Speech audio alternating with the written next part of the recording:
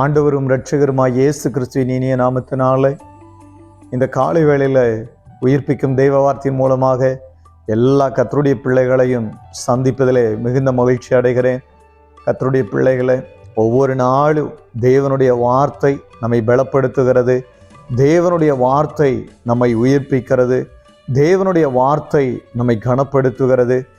மனுஷனுடைய வார்த்தைகளை காட்டிலும் தேவனுடைய வார்த்தை வல்லமையுள்ளதாக இருக்கிறது. நம்முடைய வாழ்க்கையில் தேவனை ஜாக்கிரதையோடு கூட தேடுவோமானால் அந்த தேடுகிற தேவனாய கர்த்தர் நம்முடைய ஜீவிதத்தில் நன்மை செய்கிறவராக இருக்கிறார்.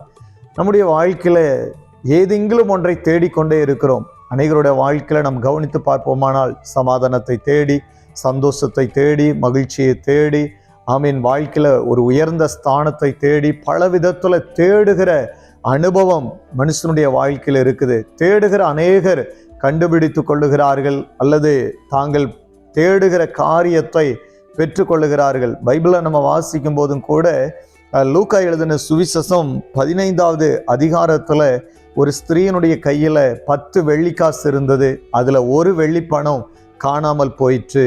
இப்போ வேத வசனம் சொல்லப்படுகிறது, அவள் அந்த வீட்டை பெருக்கி விளக்கை கொளுத்தி, ஆமீன், அந்த வெள்ளி காசை அவள் கவனமாய் ஜாக்கிரதையோடு கூட அவள் தேட ஆரம்பித்தாள். வேதவசனம் சொல்லப்படுகிறது, அந்த காணாமல் போன அந்த வெள்ளி பணத்தை அவள் ஜாக்கிரதையோடு கூட தேடும்போது அந்த பணம் அவளுடைய கைகளில் கிடைத்தது என்று சொல்லி வேதம் சொல்லுகிறது.